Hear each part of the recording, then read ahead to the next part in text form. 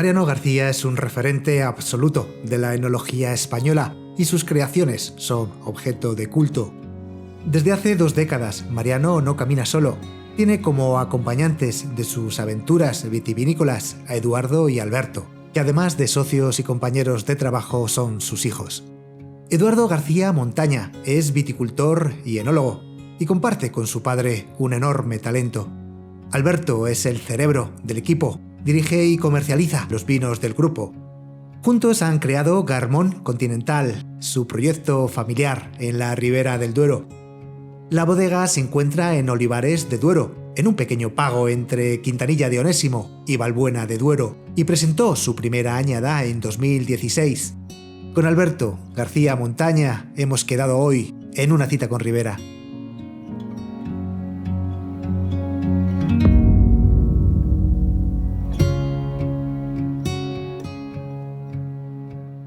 Alberto García Montaña, bienvenido a una cita con Ribera. Muchas gracias. Bueno, la familia García sois ya toda una saga en el Duero. Vuestro abuelo Mauro estuvo vinculado a las labores agrícolas de la finca Vega Sicilia. Hoy da nombre a una de las marcas más reconocidas de España, que está etiquetada como ya conocida como vino de culto, nada menos. Es una bonita forma de honrar su legado y su memoria, pero ¿qué recuerdos tienes de tu abuelo?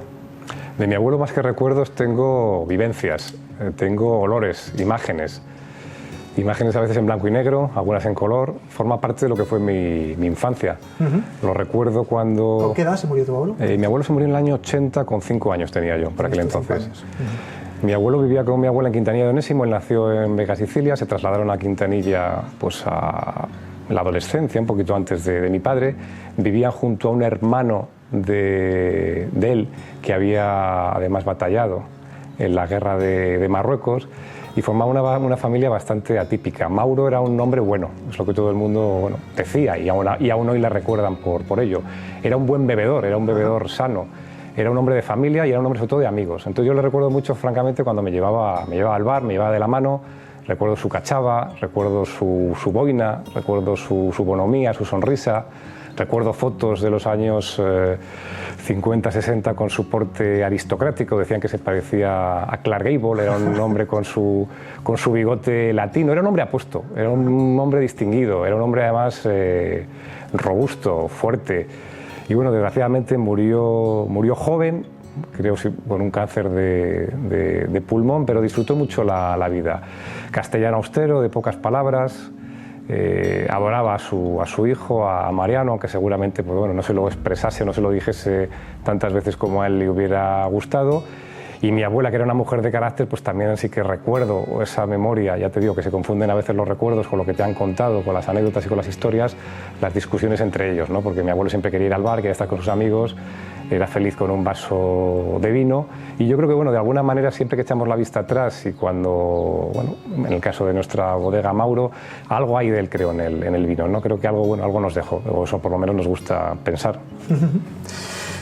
Por otra parte, vuestro padre, Mariano, tiene una trayectoria envidiable y ha firmado varios de los mejores vinos que se elaboran a lo largo del Duero, con varios proyectos también en la Ribera del Duero. Supongo que vosotros tuvisteis un contacto muy temprano con el mundo del vino, pero ¿cómo se vivía el vino en la familia García?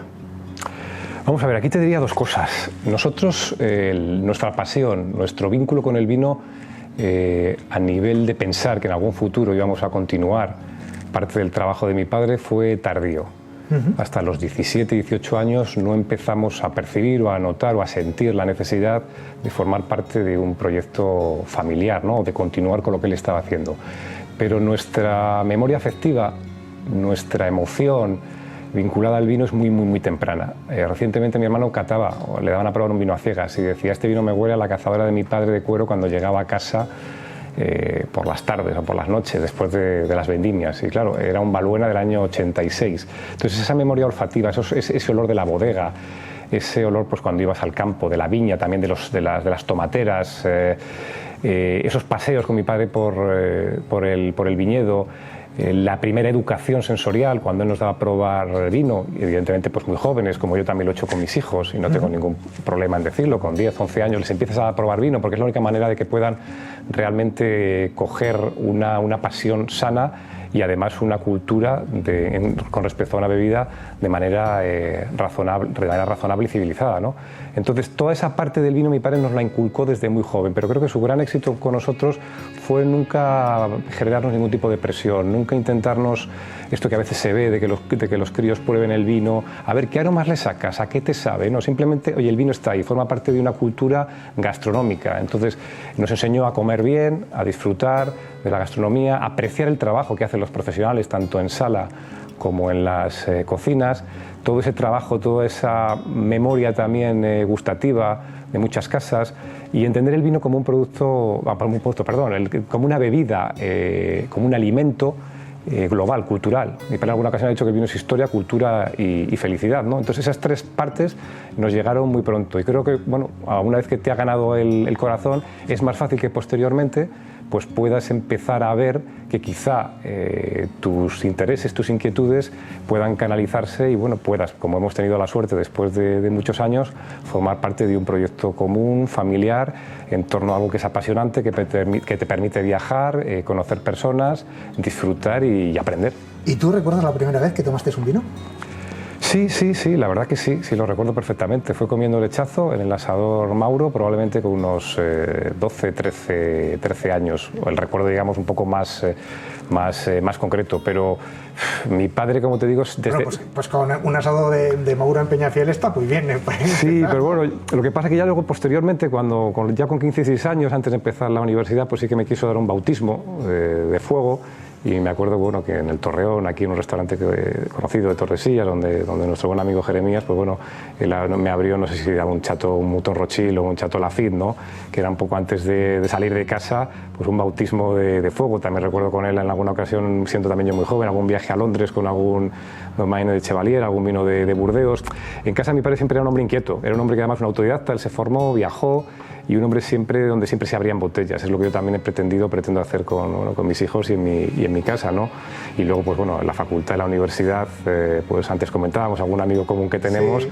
No te contaba, pero abríamos los primeros Tokais, abríamos los primeros Aliones. Y llevas algún Magnum además, ¿no? Porque eres Sí.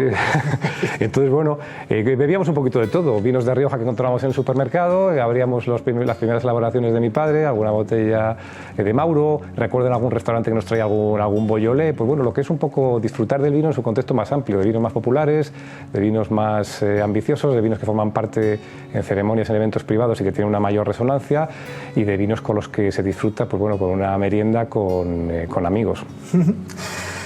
Con tu hermano tenéis ya acumulada una experiencia de 2 décadas al frente de varios proyectos de éxito y reconocimiento internacional.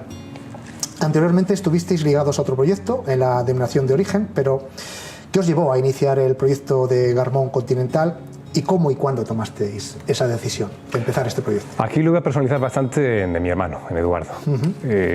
Mi hermano empieza a dirigir, a ocuparse de la viticultura en nuestras bodegas familiares de Toro y de Tudela de Doro, en Mauri Saint Román, después de venir de California y de Francia y de estar estudiando durante bastantes años y adquirir una experiencia en campo y en bodega, en el año 2001. Al mismo tiempo, él empieza a desarrollar también, junto conmigo, el desarrollo, valga la redundancia, también de un proyecto muy incipiente en Ribera, que era Bodegas Los Astrales. Mi hermano durante esos años son años de iniciación, años de aprendizaje, años de entusiasmo, años pues, bueno, de mucho trabajo puesto en proyectos familiares y personales. En el año 2013, después de 12 años, después de muchas experiencias acumuladas, siente que necesita algo más. Es decir, un proyecto personal, familiar, donde él pueda también desarrollar, volcar todo ese conocimiento, esa experiencia que tenía en Ribera. Nos lo manifiesta a mi padre y a mí. Mi padre, que es hombre inquieto y que siempre se puede decir que nunca dice no, y es siempre abierto, siempre generoso y siempre además entusiasta de cosas que animen y que dinamicen, está entusiasmado. A mí me pilla en un momento que bueno, tengo más dudas, pero no podía negarme. Cuando ellos se habían puesto de manera tan rápida de acuerdo, dos contra uno, digo, no puedo decir que no. Entonces decidimos poner una tercera pata de banco y decir, bueno, Ribera, quiero estar en Ribera, quiero conocer Ribera más a fondo todavía de lo que la conozco. Vamos a intentar poner en común tu experiencia, tus 40, bueno ya 50 años los de mi padre en la zona, a ver qué municipios, qué territorios, qué zonas crees que pueden conformar parte de este proyecto. Yo tengo mi idea, yo voy a aportar, digamos, estas 3 zonas, ¿Qué me aportas tú? Pues venga, con este puzzle, con este mosaico de 5 municipios, con esta territorialidad, vamos a apostar por un proyecto diferente. Todo el mundo además nos dice, ¿por qué no nos instalamos definitivamente en la ribera, con un proyecto bueno, que lleve nuestros apellidos, García Montaña, que sea testimonio de tu herencia, en el que tú además, pues bueno, seas de alguna manera, pues bueno, sí, porque Macarmón viene de García Montaña. De García Montaña, de nuestros apellidos, y donde reivindiquemos la importancia de un río, el Duero, la importancia de una familia, la nuestra, con todo, bueno, con toda la humildad, pero también bueno, con todo el orgullo de una variedad, la Tempranillo, un proyecto sencillo, un solo vino, como podéis ver en las orillas del Duero, y con el que sobre todo disfrutemos. Queríamos dimensionar un proyecto pequeño y para hacer un vino diferente. Bueno, de hecho, os tomasteis vuestro tiempo para preparar esta nueva aventura y bueno, conociendo a Eduardo, seguro que lo primero que hicisteis fue la selección de los viñedos. Háblanos de esos majuelos, de esos municipios y qué aporta cada zona seleccionada a la expresión de Garmón. Mi hermano tenía bien claro que teníamos que partir de zonas, de terrenos ubicados en orientaciones, latitudes, climatologías y terruños distintos a los que ya teníamos. Entonces fuimos principalmente a las zonas más septentrionales, más orientales de Ribera. En la margen derecha, según vamos de Soria hasta Peñafiel, elegimos 4 municipios: Aguilera, Baños, Tubillas y posteriormente Anguís. Y en la margen izquierda, dentro de un contexto diferente, en un altiplano, en una zona de páramo, elegimos Moravillo. Moravillo lo conocía mi padre por su experiencia de alto, nos resultaba además muy similar a algunos terrenos que tenemos en San Román, de Canto Rodado, y Moravillo nos aporta sobre todo opulencia, frutosidad, intensidad. Son vinos muy inmediatos, son vinos además que tienen ese punto de la fruta roja en sazón de la Ribera de Duero, que atraen casi ya desde que te lo llevas a la nariz. En la parte derecha elegimos Aguilera por el perfume, por la finura, por la distinción. Mi hermano lo conocía bien, estudió, bueno, aún hoy por suerte mantiene la relación con Jorge Monzón, íntimos amigos, estudiaron en Burdeos juntos, se han formado, han tenido una educación tanto sentimental como profesional común, y por Jorge conocía bien la zona. Entonces a través de Jorge, pues bueno, elegimos algunas parcelas en la Horra, donde hay una estructura de producción muy minifundista. Jorge. No, desde luego, y buen defensor del patrimonio vitícola de la Aguilera, que bueno, mira hoy dónde está situado y dónde está situada la zona. Entonces, bueno, de Aguilera nos sorprendía eso, el perfume, la distinción, la finura. En Baños, que era un pueblo bueno, aún más desconocido, encontramos unas viñas a bastante altitud. Si todas nuestras viñas están situadas a partir de 875 metros, en Baños íbamos casi a 1000, 1050, ¿no? Y en Baños encontramos vinos muy frescos, vinos con una mineralidad, con una hondura aromática y con una profundidad increíble, con una amplia dimensión además de boca, en producciones muy reducidas. Luego en Tubillas encontramos un amplio abanico de minifundio con variedades blancas, tintas, muy pequeñitos, y seguramente las viñas más viejas que tenemos de casi 100 años están en Tubilla. La producción es muy pequeña, pero en Tubillas encontramos también ese plus de frescura, que también lo aporta Baños, pero hay mucho nervio. Esa acidez que vertebra los vinos, esos vinos a final de últimas maduraciones que nos permiten tener una fruta un poquito menos golosa, lo encontramos en Tubilla. ¿Es muy difícil la viticultura en esos minifundios? Sí, porque al final tienes que confiar en el viticultor. Contamos con personas que además, compañeros de viaje, que nos ayudan a controlar distintas parcelas, y porque al final no hablamos de viñedos, hablamos de número de cepas. Es decir, pues mira, aquí tenemos 400 cepas, aquí tenemos 300, 200. En algunos casos nos permite hacer un depósito de igual 8, 9, 10.000 kilos. En otro caso el depósito se queda en 5, 6.000, y años como el 2017, pues algunas zonas hay heladas y no tienes absolutamente nada de uva. Y luego Anguís, que lo conocíamos bien por nuestra experiencia en Astrales, encontramos allí también un tipo de suelo muy particular, con arcillas, con arenas, en zonas donde no se compactaba tanto la tierra, y ahí hay una expresión muy directa de la fruta y también con frescura, porque en Garmón siempre buscábamos un vino dentro del perfil de Ribera que tuviese frescura, ese concepto atlántico, también por la educación de mi hermano en Burdeos. Vino serio, vino austero, vino con una extracción mesurada, pero que no renuncia a ese carácter racial, a esa estructura tánica firme, pero vino para guardar, que mantenga acidez, buscando ese terreno, esas altitudes esas ubicaciones a mayor altitud, esa viña vieja con esa estructura radicular más profunda, ese minifundio bien cuidado con ese suelo suelto, donde tienes además un rendimiento por cepa bajo, y luego nuestro trabajo en bodega intentando no abusar de sobremaduraciones, no abusar de vendimias ni mucho menos tardías, más bien al revés, intentar vendimiar temprano, y una política de crianza siempre muy mesurada, trabajando con barrica 100% francesa nueva, con malvácticas, depende del año, nueva o no, para intentar buscar vinos en ese sentido finos, afinados, pero que no renuncien tampoco al carácter. No hacer vinos a la moda, no hacer vinos a la carta, no hacer vinos para un gusto o para un perfil concreto y sobre todo con evolución. Vinos, bueno, ahora se habla mucho de vino de guarda, de vino longevo. El vino lo tiene que demostrar. Creo que la Tempranillo, una de las grandes ventajas que tiene, que siempre mi padre, bueno, ha hablado de ello, aparte de su intensidad, es esa madurez, ese equilibrio y ese carácter de ese tanino que logra una armonía, ¿no? Y bueno, que son vinos accesibles. De eso nos puedes hablar después. Nos has hablado ya un poco de todas, no, un poco no, nos has hablado muy bien de todas las piezas de este puzzle, pero me gustaría saber qué tipo de vino buscabais con Garmón Continental o cómo lo describirías en pocas palabras. Hombre, lo estaba un poco describiendo antes. Al final los vinos los hacen las personas. De alguna manera una persona pone mucho lo que está haciendo. Sin tener previamente un discurso preelaborado, yo creo que mi hermano con Garmón lo que quería era hacer un vino con el cual se sintiese identificado y marcase una diferencia con lo que estamos haciendo. Entonces, al final buscamos un vino alejado de estereotipos, un vino que sea una, por decirlo de alguna manera, una vía intermedia, ¿no?, entre la concentración y la finura. Esto es como una manta, tiras de ella, te destapas por arriba, te destapas por abajo. Nosotros hacemos vinos concentrados, potentes, opulentos, carnosos, y los vamos a seguir haciendo, porque nos gusta, porque la Ribera tiene ese perfil, esa garra, esa raza y esa densidad, esa puleza, esa concentración, pensamos que no se debe perder. Pero eso no significa que tú, en tu manera de vinificar, de tratar la viticultura, nuestro pensamiento que tú a nivel de viña vas a conseguir esa frutosidad, esa concentración natural. Luego en bodega tu camino, entendemos, o tu reto como elaborador es conseguir que el vino sea fresco, que el vino sea fino y que el vino tenga equilibrio. Ese es, digamos, el reto del elaborador. Y queremos que las dos cosas se pueden dar, pero tú no puedes elaborar en una zona como la nuestra, en los territorios que estábamos hablando anteriormente, vinos que no sean fieles a sus orígenes. Luego al final, pues nosotros nos gustan los vinos con nervio, los vinos que tengan una chispa de acidez, de frescura, vinos que no solamente se basen en la frutosidad, vinos que no sean inmediatos, solamente para beber una copa, y que aromáticamente al final sean vinos que se vayan abriendo, que tengan en ocasiones, pues bueno, un perfil aromático donde esas sucesivas capas, esos aromas a veces un poquito más desarrollados, que adquieren con el tiempo en botella, más terciarios, les aporte otra dimensión que no sea exclusivamente la de la fruta. Yo creo que la experiencia de mi hermano en Burdeos, en bodegas, pues bueno, como Cos d'Estornel, cuando estuvo trabajando en Borgoña, en Ugarligner o en Montevelo, además con productores muy apegados a su territorio, le ha hecho de alguna manera también quitarse importancia como elaborador, dar más importancia a la uva con la que trabajas o dar toda la importancia a la uva con la que trabajas, saber quedarse a un lado cuando es necesario. Y bueno, luego también el camino nos está también conformando un poco lo que es ese espíritu y esa identidad del vino. Bueno, y en pocas palabras, parafraseando a tu padre, podríamos decir que Garmón es un vino de esos de acero y seda. Perfectamente, se puede decir. Todos nuestros vinos son vinos para disfrutar. Hay dos maneras de disfrutar con el vino, de una manera intelectual, de una manera con los sentidos. El placer intelectual, está ahí.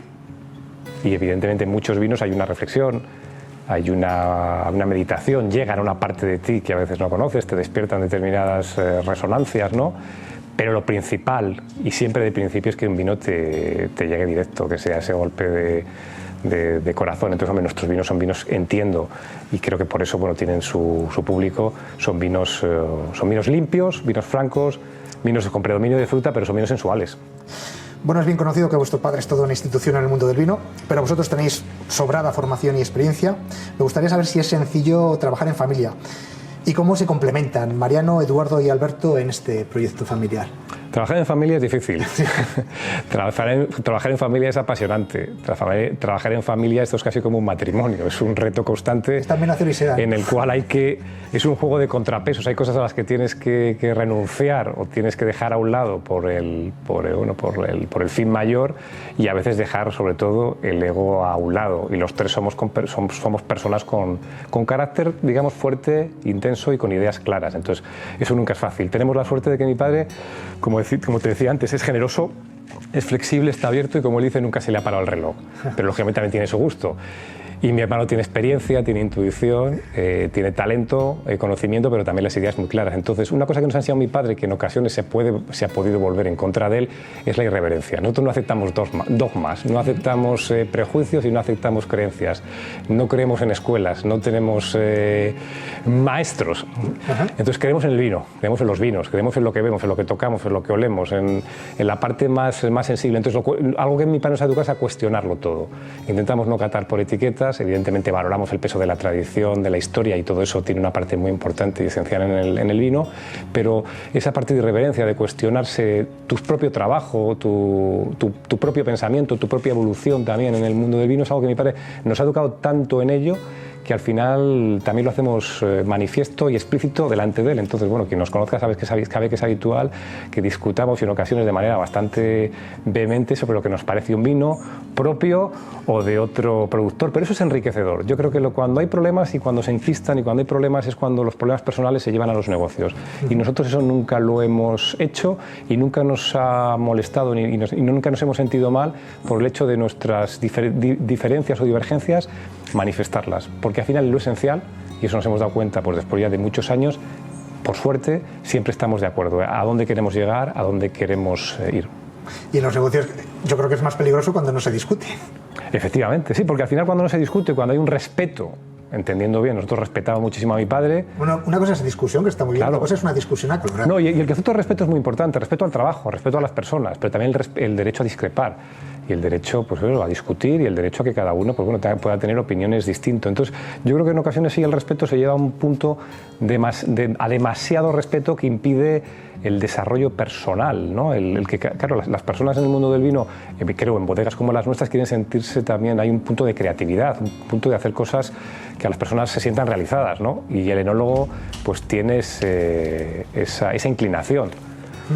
Y eso no se puede tapar, no se puede soslayar. Evidentemente la figura de mi padre es inmensa, su repercusión en la enología española, ya no solamente como enólogo, su vinculación con la gastronomía es un personaje, es una figura de enorme dimensión. Pero nosotros eso creo que siempre lo hemos llevado bien, sobre todo porque estamos agradecidos, nos ha ayudado, y yo tengo 45 años, pero hombre, sé que sigo el hijo de Mariano García, y bueno, no me duelen prendas en ello. El chico Mariano, como se dicen los pueblos. Bueno, mi padre era el chico de Mauro, por lo cual... Claro. Volvamos a Garmón. Vuestra primera añada fue en 2014, sale al mercado en 2016. Me gustaría saber cómo recibió la crítica y el consumidor vuestra propuesta. La verdad que muy bien, porque valoraron la diferencia del vino, valoraron el carácter, la personalidad, la singularidad, entendieron el proyecto, un proyecto más pequeño con el cual queríamos disfrutar, y un vino que manifestaba, que ofrecía pues, un perfil muy ribereño. ¿Cuántas botellas sacasteis ese año? De la primera añada, si no me falla la memoria, sacamos 24.000 botellas. Nosotros estamos ahora mismo produciendo unas 50.000. De la primera añada, si no fueron 24 o 25, igual fueron 30. Volaron seguramente, ¿no? Se vendieron muy rápidos. Bien es cierto que el año 2014 en Ribera, que es un apunte interesante, que creo que es interesante anotar, fue un gran año. Pero fue un año de mucha materia. Fue un año además con mucho equilibrio, con bastante tanino, con muy buena acidez, y tardó un poquito más en desarrollarse, con lo cual las mayores alegrías que nos ha dado la añada 2014, curiosamente, han sido a los 2-3 años después de haberse comercializado la añada, porque, y digo esto con parte de modestia, pero la grandeza del vino, la singularidad y la complejidad del 2014 se ha visto al cabo de 2 y 3 años. Creo que en Ribera hay años como 2010, 2014, seguramente lo sea 2018, 2001, que su plenitud la están alcanzando años después de haberse comercializado. Me interesa mucho esto, porque ya habéis sacado 4 añadas de Garmón. Me has hablado de la 2014, ¿qué me podrías contar de las otras 3 añadas? 2015 fue un año seco, rendimientos bajos, vinos con taninos finos, donde intentamos sobre todo meñar ese un punto más cálido que tenía la añada, y está evolucionando muy lentamente 2015, en un perfil digamos más compacto. Si el perfil del 14 con todo, bueno, creo que hemos tenido una evolución, ¿no? Y hemos ido progresivamente pues, consiguiendo vinos más finos, pero el 14 muestra una gran mineralidad y una gran complejidad. 2015 es un vino todavía por crecer en botella, con mucho jugo, con mucho extracto, pero un vino que hace falta igual oxigenarlo más para que exprese todo el caudal aromático, y un vino todavía, digamos, en una fase de evolución bastante temprana, que le quedan años siquiera para llegar a su pico. Añada contundente, añada además, ya te digo, generosa, de rendimientos bajos, donde el reto ha sido contener esa calidez, esa potencia y tener un vino bien empaquetado, un vino bien matizados los taninos. Prometedor. 2016 para nosotros es un año fragante, seguramente sea el vino aromáticamente con más matices, con más sutilidad, con una fruta más atractiva y con los taninos más suaves, más sedosos. Un vino profundo y muy largo. Una añada, bueno, desigual según las zonas de la ribera. En algunas zonas, en nuestro caso, vimos que era una añada también de rendimientos más altos, pero un año también fresco, que no quería, veníamos de años donde la graduación alcohólica había sido un poquito más alta. El 16 nos vino muy bien porque se llegó a una buena maduración fenólica sin necesidad de que el alcohol subiese demasiado. Entonces un vino en sentido muy contenido, con predominio de fruta. Veremos el recorrido que tiene, pero evidentemente es mucho más accesible, mucho más armonioso y sedoso ahora. Y 17 es un año que a nosotros, es la que estamos actualmente comercializando, que nos pone mucho porque fue un año pues con alguna similitud con el 17, donde también tuvimos alguna helada, donde algunas zonas de ribera, pues como Aguilera prácticamente no tuvimos uva, donde el porcentaje de uva de Moradillo, por ejemplo, es mucho mayor, pero creo que en el 17 hemos sido capaces de conseguir un vino, y que antes hablábamos de la opulencia, antes hablábamos de un vino aromáticamente expresivo, pero aúna un poquito la opulencia del 2015 con la finura del 2016, y ese punto de sol, ese punto de fruta roja está muy bien integrado con la madera. Creo que después de 4 años la estructura tánica cada vez en Garmón es más suave, sin perder por ello carácter el vino, un vino con una gran profundidad en la boca. Es una añada seguramente de síntesis, ¿no? Un poco resumen, entre 15 y 16, en el cual se juntan los 4 años ya de experiencia nuestra, donde no intentamos además hacer en ningún caso maceraciones largas, donde intentamos darle suficiente oxigenación y aireación durante los trasiegos, y el vino es un vino muy atractivo. Seguramente de las 4 añadas es la que aromáticamente se muestra ahora mismo más intensa y más abierta la nariz, pero luego profundizas en él, lo dejas en copa, tiene muchos matices, como te digo, y luego la boca es una boca suave, es una boca sedosa, y buscando ese concepto de profundidad y de vino largo. Vendrá luego el 18, que como te decía, junto con el 14 y el 2010 son seguramente 3 de las grandes añadas de la década, pero bueno, se puede hablar de añadas, se puede hablar de vinos, y cada añada refleja un poco también el punto de evolución de las personas, de las bodegas y de las zonas, con lo cual cuando al consumidor, que entiendo que le guste tener una referencia de añada, creo que es más importante el contexto de la añada, pero el contexto de añada es diferente en cada bodega. A mí no se me ocurría con ningún productor, amigo, colega, decirle que una añada es mejor que otra. Creo que las añadas a veces son muy distintas en función de las bodegas, de la experiencia de esa bodega, de la viticultura en ese año, de cómo fue la climatología en sus viñedos y de la propia trayectoria personal, y de cómo el enólogo a veces siente más propias unas añadas que otras. Hemos pasado de 24.000, ahora a las 16, a las 17, 50.000 botellas, estamos hablando de unas 50.000 botellas, 1.500, 2.000 magnus al año, algunos formatos grandes. Garmón es un proyecto, como antes lo comentaba, pequeño, más pequeño que nuestros proyectos en Tudela de Duero y en Toro, en el cual pretendemos tener un tope en el futuro de 80.000 botellas. Ha llegado después de muchos años, después de mucho esfuerzo, y por suerte pues lo que queremos es disfrutar, tener una bodega así con amplitud para poder trabajar, con facilidad para poder movernos, que nos pille cerca. Nosotros somos más de coche que de otro medio de transporte, con lo cual tener todas las bodegas cerca, sobre todo a mi hermano y a mi padre, pues les facilita el trabajo. Bueno, ya para terminar, tengo que contar una anécdota, y es que en cierta ocasión tu hermano me ayudó a encontrarle el gusto y entender la magia de los vinos viejos con una botella de Montebello del 89, de aquella bodega californiana en la que tuvo la oportunidad de trabajar en los 90. Aunque de momento solo elaboráis este Garmón de 18 meses, más o menos, ¿tenéis proyectado ampliar vuestro catálogo con algún vino de mayor crianza que reivindique la guarda y el gusto por los vinos viejos de la Ribera del Duero? Bueno, en primer lugar, yo creo que Garmón ya reivindica la guarda. O sea, Garmón en sí mismo ya es un gran vino. No haría falta hacer ningún otro vino que lo supere. Es decir, Garmón está hay un contexto, hay un trabajo ya no solamente de calidad, sino de excelencia vitícola, que creamos que tenemos un gran vino. Entonces el gran vino ya está ahí, no hay que buscarlo. A partir de ahí, los enólogos son inquietos. Somos en general la familia partidarios de cuando sacamos un vino nuevo que previamente haya un tiempo de reposo, de meditación, de reflexión y de trabajo para ver lo que las parcelas pueden dar de sí. Y queremos sobre todo que el gran vino se hace en la viña. No creemos en los vinos que nos marca la diferencia un proceso, un determinado material, una determinada crianza, una determinada vinificación, una determinada preidea, ¿no? Sino se marca el territorio, la viña. Entonces Eduardo, si tiene la inquietud en un futuro, seguramente hacer un vino que sea un poquito más territorial, un poquito más limitado, un poquito más pequeño, por ver dentro de todo el mosaico de piezas que tenemos, quizá una pieza en la cual veamos que hay un potencial, un viñedo en el cual podamos además tener una continuidad, podamos tener una trayectoria en el futuro para hacer un vino diferente.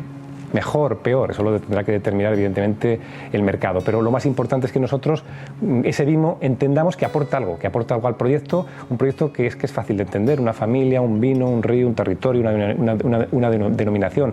Lo sencillo a veces no es fácil, vas a muchas zonas y es complicado que una bodega solamente elabore un vino, alguna hay. Pero es que esto es lo complicado, es decir, lo complicado es hacer las cosas bien o hacerlas mejor y ir ahondando en cotas de mayor calidad año tras año, sin perder el norte, sin perder el rumbo, sin perder la coherencia, manteniendo la libertad, siendo feliz y no complicándote en exceso en el buen sentido. Entonces, tenemos que tener nosotros muy claro para que también nuestros amigos, nuestros clientes, el público y la prensa lo entienda, lo aprecie y lo valore. ¿Y tenemos ya pensado dentro de esas piezas del puzzle alguna en especial donde estéis enfocados para ese proyecto futuro? Hombre, hay zonas magníficas, pero realmente quizá pues, bueno, las zonas de Baños y de Tubilla son zonas... Pero bueno, tampoco quiero hablar porque los enólogos y el productor y yo, bueno... Viajo, estoy y bueno, por suerte me hacen muy partícipe de todo lo que es el trabajo en viña y en bodega. También siempre hay que darle su espacio y su tiempo para poder rectificar, para poder equivocarse o para poder cambiar. Uno no puede nunca, creo, cercenar ese espíritu libre, ¿no? Entonces, bueno, imagínate que dentro de unos años dice, pues mira, es que he visto 2 zonas y en vez de un vino voy a hacer 2. Quiero ser muy cuidadoso con mis palabras, porque luego al final es la tierra, son las personas, es el tiempo el que nos pone a cada uno en nuestro sitio. Entonces, bueno, una cosa puede ser la idea que uno tenga y otra cosa, bueno, lo que finalmente cristalice y se lleve a buen puerto. Pues eso es todo. Muchas gracias, Alberto, por habernos acompañado en esta cita con Ribera. Bueno, muchas gracias a ti por venir. Y bueno, hemos tenido suerte que estamos iniciando ya Vendimia y hemos disfrutado de un día extraordinario hoy. Muchas gracias. Gracias a ti.